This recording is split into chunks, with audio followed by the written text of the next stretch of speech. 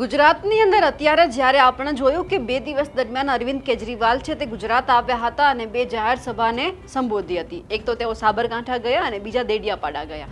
એટલે સ્વાભાવિક છે કે જો કોઈ ત્રીજા પક્ષના કોઈ નેતાઓ છે તે ગુજરાતમાં આવે એટલે સ્વાભાવિક છે કે ભાજપને ના પસંદ હોય, જે સત્તામાં હોય એમને પસંદ ના હોય। અને આ વખતે પણ કંઈક એવું બન્યું કે અરવિંદ કેજરીવાલ આવ્યા અને ભાજપથી હજમ ના થયું, ભાજપના એક નેતાને પેટમાં દુખ્યું અને એક પોસ્ટ કરી છે। પોસ્ટ તો કરી, પરંતુ એમણે જે પોસ્ટમાં સવાલ કર્યા અને એ પછી લોકોએ એમને જે સવાલ કર્યા છે એ જ સવાલની અંદર જે આ નેતા છે તે ઘેરાઈ ગયા અને ક્યાંક એમને જવાબ આપવા પણ લોકોને ભારે પડ્યા।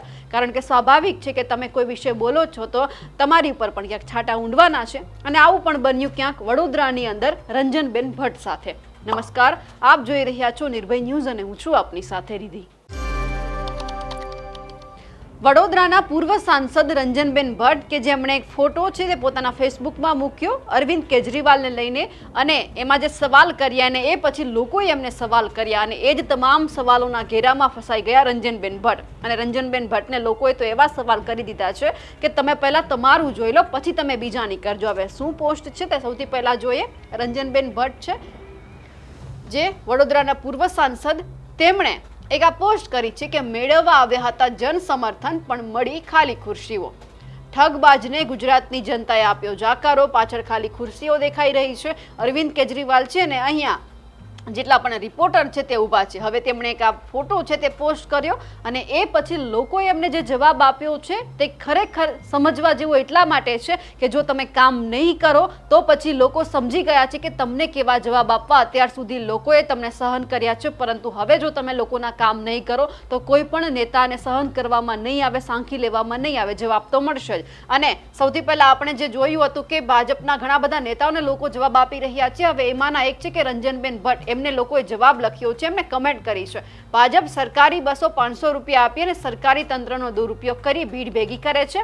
તમારા કરતા તો આપવાળા સારા જ છે, ભાજપને હવે ગુજરાતની જનતા જાકારો આપશે।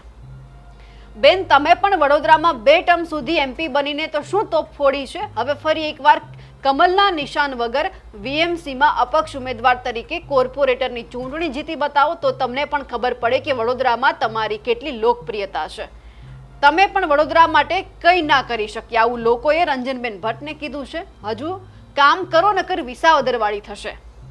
બેન, ગુજરાતમાં કેજરીવાલને કેટલું જન સમર્થન મળ્યું એ લોકો જાણે છે, તમારે આવા ફોટો મૂકવાની જરૂર નથી। જનતા હવે બીજેપીને અસલિયત જાણી ગઈ છે। હું આમ આદમી પાર્ટીના નેતાઓને સમર્થન નથી કરતો, પણ ભાજપના કામથી લોકો ત્રાસી ગયા છે। એવું નહીં કહી શકો કે ભાજપના નેતાઓ ભ્રષ્ટાચાર નથી કરતા।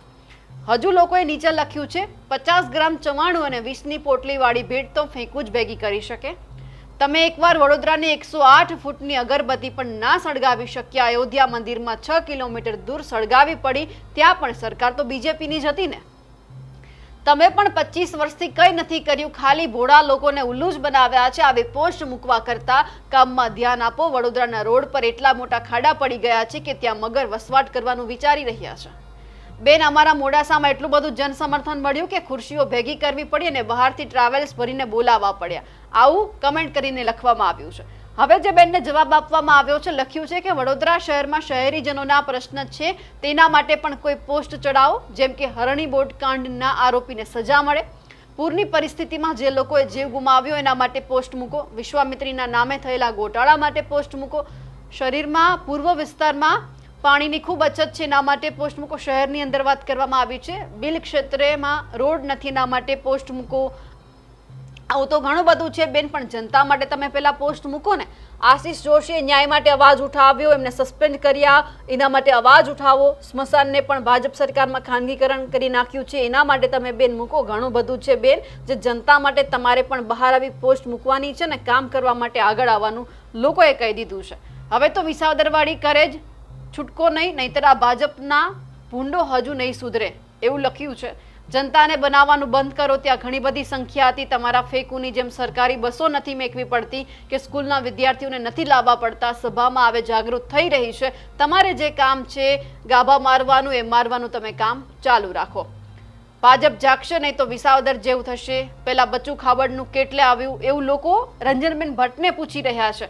અને હજુ પણ લખ્યું છે કે આવા જૂઠા ફોટા મૂકીને જનતાને ઉલ્લુ બનાવો, એના કરતાં તમારા શાસનમાં જે રોડ રસ્તાનો વિકાસ થયો તે જનતાને બતાવો. હવે તો તમારાથી જનતાની વચ્ચે જવાની હિંમત નથી રહી અને જનતાના સવાલોના જવાબ આપવાની પણ હિંમત નથી. આ વારમાં જનતાની વચ્ચે તો જવાની હિંમત રાખે છે.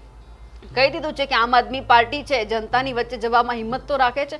ઘણી બધી કમેન્ટ છે તે લોકોએ બેનને કરી છે અને કહી દીધું છે કે પહેલાં તમે કામ કરો, તમારું કામ છે લોકોને બતાવો. કારણ કે રંજનબેન ભટ્ટને પણ કહેવાનું છે કે વડોદરાની અંદર સારું છે કે આ વખતે પૂર હજુ એટલું બધું વરસાદ પડ્યો છે પણ નથી આવ્યું. ગયા વખતની પરિસ્થિતિ બેન તમે પણ જોઈ હશે કે કેવી પરિસ્થિતિ હતી, લોકોને કઈ રીતે સાચવવા પડ્યા હતા. જ્યારે આવી મુસીબત આવે છે ત્યારે જનપ્રતિનિધિને લોકો શોધતા હોય છે, ત્યારે તમે બધા જ તમારી એસી ચેમ્બરમાં બેસી અને ખાલી તમે એમનેમ જ કહી દો છો કે હા મેં નિરીક્ષણ કર્યું છે, અમે કરી લઈશું, આટલું જ બોલવા માટે તમે આગળ આવો છો. એટલે બેન તમને પણ કહેવાનું છે કે તમે કોઈ પણ વિશે બોલતા પહેલા એક વખત તમે તમારી જનતાને પૂછજો કે તમે કેવા કામ કર્યા છે. નહીતર પછી જનતા છે એ ક્યાંક કહી રહી છે કે વિસાવદરવાળી કરવાની છે. જે રીતે લોકસભાની ચૂંટણીમાં આપણને ખબર હતી કે રંજનબેન ભટ્ટને પહેલા ટિકિટ આપવામાં આવી અને પછી બધું સામે આવ્યું ને અચાનક પછી કોઈ બીજાનું નામ આવ્યું ને સાંસદ બની ગયા. રંજનબેન ભટ્ટે સોશિયલ મીડિયા ઉપર પોસ્ટ કરી હતી કે મને નથી ચૂંટણી લડવી. એટલા માટે ક્યાંક લોકોને ખબર હશે કે આમના પ્રત્યે જે નારાજગી છે તે લોકોમાં યથાવત છે. ખાસ કરીને રંજનબેન ભટ્ટને પણ ખબર છે કે વડોદરાની અંદર જે આંતરિક જૂથવાદ ચાલે છે, ડખો ચાલે છે, કે આમાંથી જો બહાર નહીં આવે તો પછી જનતા નહીં સ્વીકારે. એટલે રંજનબેન ભટ્ટ આ બધું કરવા કરતાં એક વખત તમારા લોકોની વચ્ચે જજો તો શું ખબર કે આવનાર સમયમાં સાંસદ બનવા માટે તમારો પણ સમય પાકી ગયો હોય. ભલે 5 વર્ષ બીજાને આપવામાં આવ્યા છે પણ આવનાર સમયમાં લોકો તમારા ઉપર ભરોસો મૂકે એવું કામ કરજો. કારણ કે અત્યારે ઘણા બધા પ્રશ્ન છે વડોદરાની અંદર છે, વડોદરાના લોકો સવાલ કરી રહ્યા છે, સત્તાધીશોને પ્રશ્ન પૂછી રહ્યા છે, એટલે તમે એમને બધાને જવાબ આપજો. આ બધી માથાકૂટમાં પડવા કરતાં કે ક્યાં ખુરશીઓ ખાલી હતી. કારણ કે જનતા જાણે છે કે શું થઈ રહ્યું છે. અમે કોઈ જ પક્ષનો ભારોભાર અમે એવું નથી કહેતા કે આ પક્ષ સારો છે, આ પક્ષમાં આમ છે તેમ છે, પણ જ્યારે લોકોની વાત આવે છે ત્યારે અમે સવાલ ઉઠાવ્યા છીએ. અને આજે રંજનબેન ભટ્ટે આ પોસ્ટ કરી અને પછી લોકોએ જેમને જવાબ આપ્યા છે એટલે સ્વાભાવિક છે કે બેને પણ હવે સમજવું જોઈએ કે કામ કરવાનો સમય આવી ગયો છે, આવી ખોટી માથાકૂટમાં ખોટી પોસ્ટમાં પડવા કર્યા કરતા.